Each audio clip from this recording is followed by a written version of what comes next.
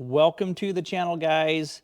This is just a short, quick video introducing the new Gen 3 Maserati Granturismo LCD instrument cluster. They made some minor changes on it. So first off, what you're going to see is on the sides here, there's no longer the fuel gauge. We'll go ahead and fire this up. Now, it's going to have the same themes and everything that the Gen 2 has.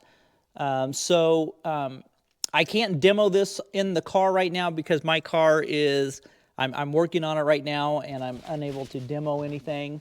So what this is the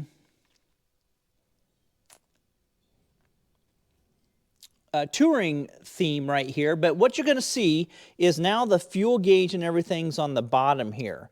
So the fuel gauge is down here. It will no longer be on the side. So what they did, a lot of the warning lights and dummy lights are over here on the side. So that's where your lights are going to be.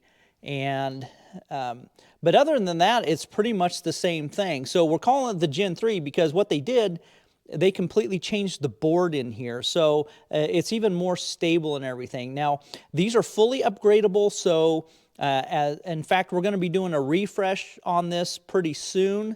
So if you want a new look or a new feature or something that's going to be coming out, then you can upgrade this very easily, and I provide that for all of my customers for free of charge. So just kind of a quick video showing the new look, that there's no longer the fuel gauge and the temp gauge on the side.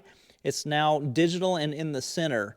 And then the instrument cluster itself, they redesigned the board and everything on it. So it's just a little more stable, and it's going to allow for future updates on this. Now, even your Gen 2 previous model, if there's when we come out with a refresh, you'll still be able to do the refresh. So basically, they're all going to look the same. You could make them all look the same.